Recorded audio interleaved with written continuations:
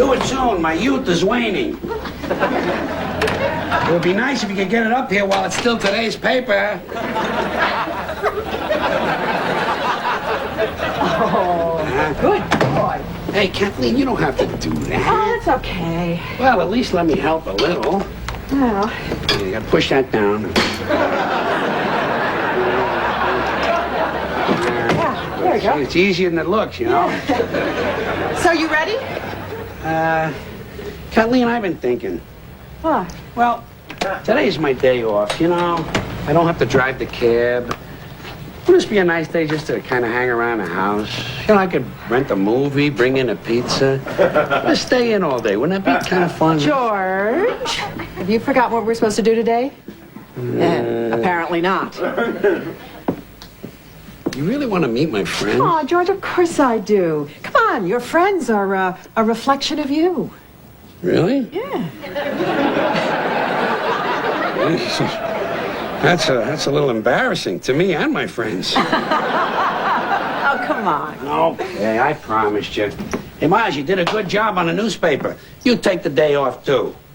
Deputy Dog comes on at 2 o'clock. He likes that. Yeah.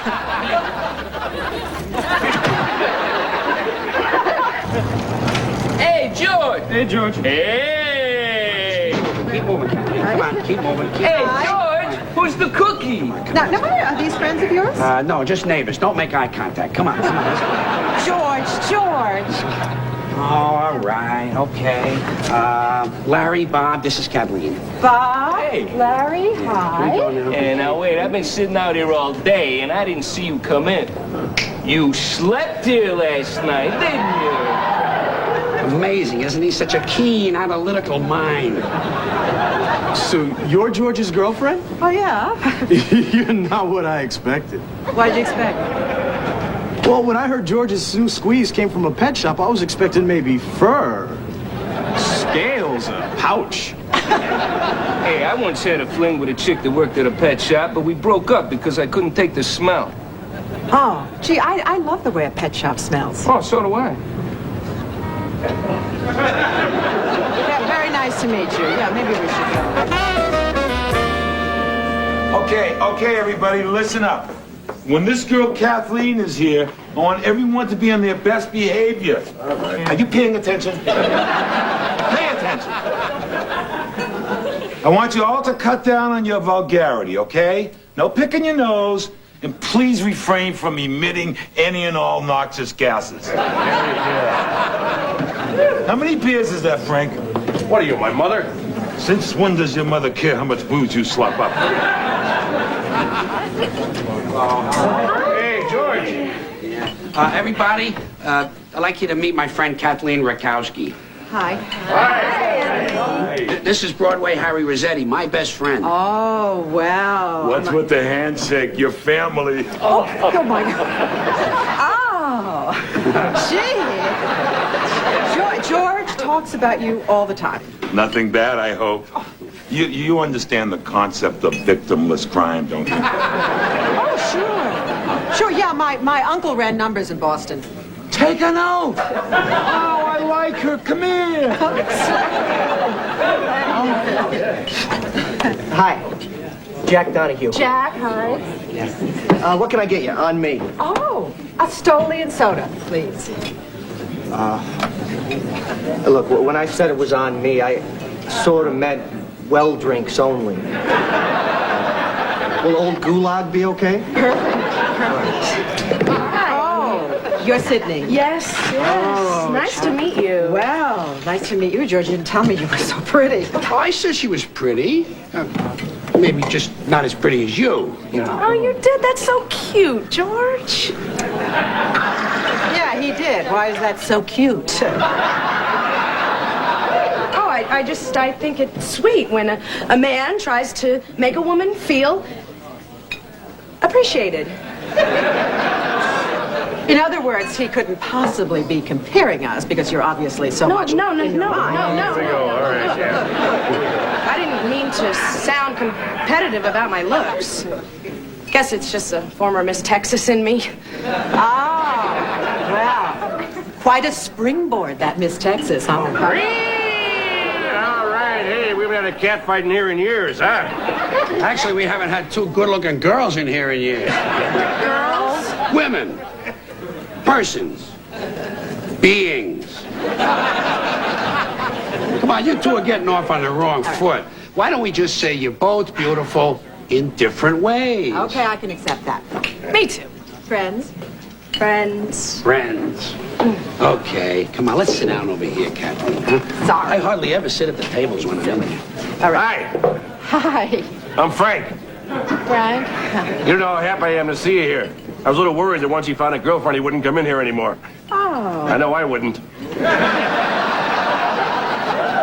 Well, if you're interested, I have a lot of really great single women friends. Oh, great. Well, you can tell him I'm the type of guy who still opens the door for a lady.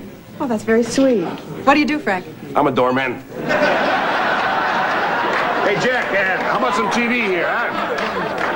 And listen, they really gotta like sports, too. I don't mean just football, baseball, and basketball. I mean anything on ESPN. Well, there's a very good friend of mine at the gym. Hey, shut up, huh? This is the Black & Decker Lumberjack Open. Hey, come on, Jack, go back, will you? All right, what channel is it? Oh, no, wait.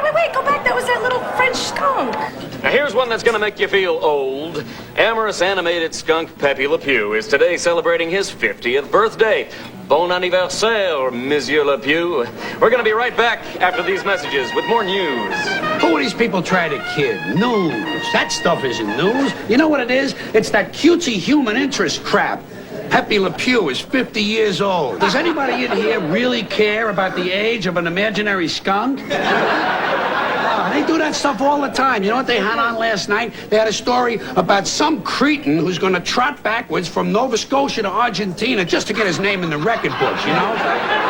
The guy belongs in a home somewhere, not on TV. It's a volcano, this man. Wait, hold on, news is back on. It's not news, Jack. Wait a minute. Something about cab drivers. Remember the legendary New York City cabbie? He was gruff, and he gave you his opinion about everything, whether you wanted to hear it or not. In short, he was an obnoxious loudmouth. But, you know, he was as much a part of this city as the putrid stench of the canals are of Venice. Well, I never thought I'd be saying this, but I miss that old New York cabbie. I'm tired of getting into a cab that reeks of incense and explaining how to get to Rockefeller Center to some cabbie who can't or won't speak English. I'm calling for stricter regulation of the industry. Right now, the only qualification for being a cab driver is that you're totally unqualified to do anything else. In short, you're incompetent. I'm Dan Goodwin, and that's one Dan's opinion. We're going to be right back after these messages. Not in this bar, you ain't. The nerve of that guy. Somebody ought to do something about him. Let me ask you people, what kind of prison time would you get in this state if you waited in your cab downtown outside of an office building for a guy to come out, and then when he comes out, you run him over, and then you back over him, and then you run over him again? And then you just leave the scene. First offense, 5 years. Maybe I ought to just write him an angry letter, you know? Those creeps insulting ordinary working people and thinking that we're just going to roll over and take it with a smile, you know? I'm not putting up with it anymore. Give me something to write a letter in. Here you go. What do you got? Give me something. As a matter of fact, I just got in my new Moylan stationery. I got tired of using cocktail napkins for official correspondence. But George, don't press down too hard. Your letter protesting the cancellation of Star Trek is still embedded in the bar. I was mad, you know? Thanks, Jack. Okay, my trusty Bic pen still has about a 1/4 inch of ink in it. You know what I find? If you cheat these things real good, they last about a year. Really? I've had this one for 11 months now. I think I still got about 2 weeks left in it. Here we go. Hurry up and write, George, before you cool down. Don't worry about me cooling down, Frank. I'm just starting to heat up. All right. I'll cool down after I dump a couple of quarts of bile on this guy. Why is an angry letter such a big deal? Oh, his are more like verbal letter bombs. Yeah, hey, George, no personal threats, okay? Come on, don't inhibit me, Sidney. They come, they come. It's not... Kathleen, he once wrote President Nixon a letter, and whenever he's in town, the Secret Service still puts George under surveillance. True story. Well, you certainly do know how to express your anger.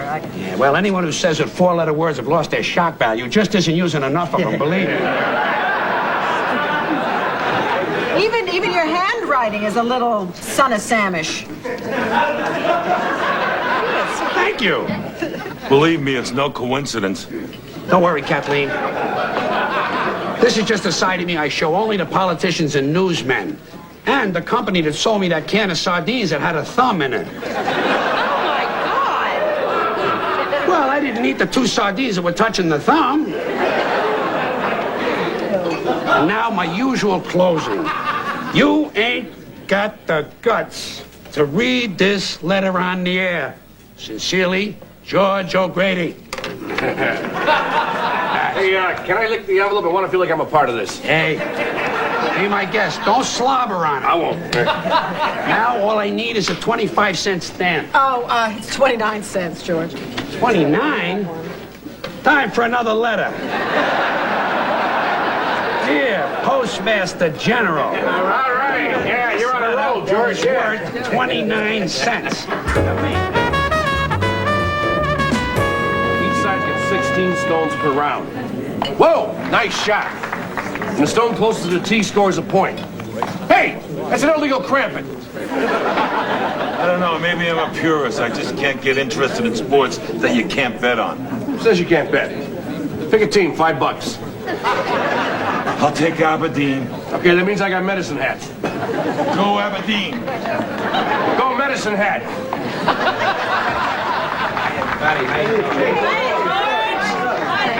Who's playing Aberdeen? Medicine hat. Ah, they don't have a prayer. They never would have beat Moose Jaw in the regional Bonspiel if it hadn't been for that lucky 8-ender. Ah, that rock isn't even gonna make it over the hog line. Hi, Vice. can I help you? This is the Moreland Tavern, isn't it? That depends. Who are you? I'm Alice Jean, associate producer, News 10 New York. Oh, hi, yeah. This is the Moylan. I'm sorry to be so formal. It's just, well, the health department's been hassling me about a handful of droppings they found in the back. Can I get you something? Oh, thanks. I won't be here long. Are you George O'Grady? That depends. Why? Well, we got your letter, and we'd like you to read it on the air. Yeah, I'm George O'Grady. Why not? I'm George O'Grady. Prove it. You prove it. All right. Look, here's a driver's license with my picture on it. I can't beat that. Well, we'd like you to read your letter on the air. Really, this would be on TV, huh? When would this be? Tomorrow afternoon. Have you ever been on TV, George? No. Well, one time. This was way back before they tightened up the drinking restrictions at Shea Stadium. I streaked the Mets game. Yeah, got all the way to third base before they finally threw a tarp on me. Well, you don't have to worry about that. I got over that, you know. I finally realized that when I take my clothes off, nobody's really interested. Listen, sit down over here. Speaking of clothes, now, what would I have to wear on an occasion like this? Well, you could wear anything you want. Just wear something. Let me ask you something else. How much money would I make on something like this? Nothing. So you just think you can walk in here and get me for free, huh? Yes. Don't you have donuts backstage? Saltines, little piece of cheese, some kind of a dip or nothing? The snacks are just for the crew. Nothing at all, huh? Okay, I'll be there. But it's only because I believe in this, and I want people to hear the truth. Great. We'll see you tomorrow at 4:30, Mr. O'Grady. All right, thanks a lot. Channel 10. All right. Hey, you're gonna be on TV, huh? Hey, that's great. Yeah. Hey, George, this is going to be great. You get to go on TV and show people that cab drivers aren't all a bunch of incompetent foreigners. I know exactly how you feel. How do you know how I feel? Believe me, I know. For instance, I'm a sharply dressed Italian.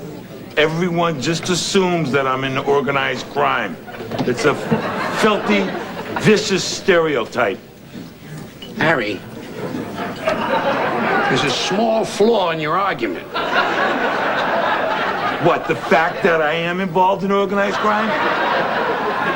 That just makes it more painful, George. Hey, George! Go get him, George. Come on. I'm running late. I'm going down there now. Yeah. I've been practicing my speech. This guy is not going to know what hit him. Hey, George. I've had my eye on that Channel 10 weather chick ever since Hurricane Andrew. Tell her I'm working up a high-pressure system of my own. I'm sure she'll be real impressed with that, Pinkerton. George, don't go easy on this guy, man. Let him know what time it is. Hey, listen, don't worry about me. I'm still completely bugged with this guy. You know how there are some things that get you mad and then you get over it real quick? Like World War II, disco, when they made Hershey bars real small. This is different. This is like a semi-personal attack, you know? I'm a cab driver. Huh? I speak English. What am I going to do? I'll tell you what I'm going to do. I'm going to hit this guy with the old 1-2 verbally. He'll wish I didn't talk English when I'm through with him. I'll tell you. Hey, you. Hey, come here. You, come here. Hi there. How's your shift going? In Zamama? In Zamahal? You know what you ought to do? Buy a couple of vowels. I got a crazy idea. How about if I tell you where I'm going? See, I'm a cab driver myself, and every now and then I find it useful to know where the passenger's going. I'm going to Rockefeller Center, down on 50th Street at 5th Avenue, okay? 50th Avenue. Okay. No, there is no 50th Avenue. 5th Avenue and 50th Street, okay? Rockefeller. You drive a cab in New York and you don't know how to get to Rockefeller Center. But you know where they ice skate outdoors? They got the big statue of Prometheus, the guy lying down. Never mind. Just go up here, the next light, take a right. That's Columbus Avenue. Take a right on Columbus and go south. Just stay south on Columbus Avenue. I'll talk to you later. I gotta look at this and study it. I'm gonna be on TV. You Willie Nelson. Yeah, I'm Willie Nelson. And I borrowed this shirt from Johnny Cash. Look out. Where you watch?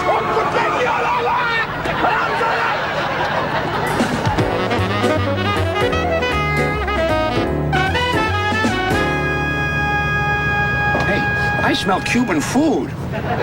Where are we? 135th Street? What are we doing up here?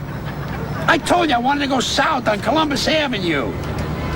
Look, when you get up here to this next light, just take a right, will you? And go over to 5th Avenue. Get over to 5th Avenue, the big 5, okay? And then go south on 5th Avenue. Go a long way south. I got to be to Rockefeller Center in 25 minutes. Can you handle that there in some mile? You know, in my country, I was a doctor. In your country, I could be a doctor. And the cow was returned to its rightful owner.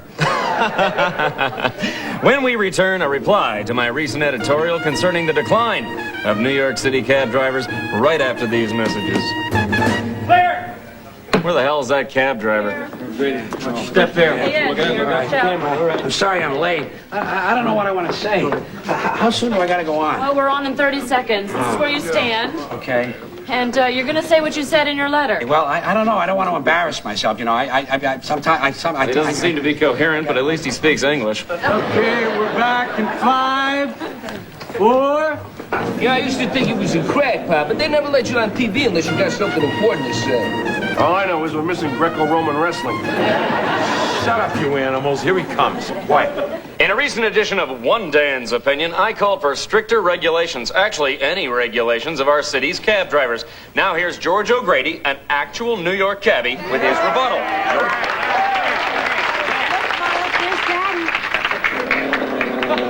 Well, you know, I think maybe rebuttal might be too strong a word in this case. Let's just call it a response, okay? A friendly reply.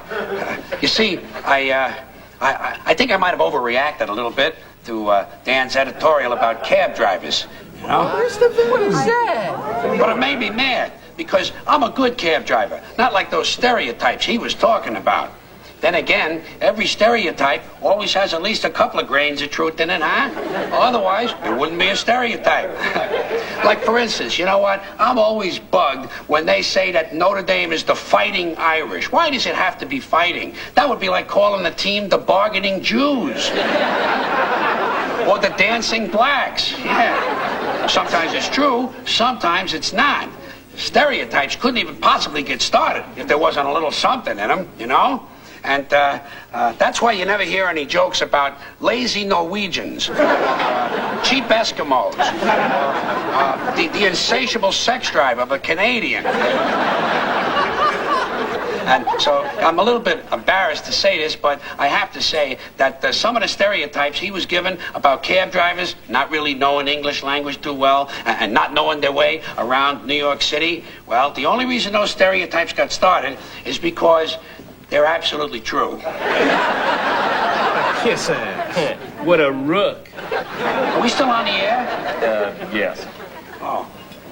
Hiya, Harry, Jack, Kathleen, Miles, how are you? Hi. I'm George O'Grady, News 10 New York.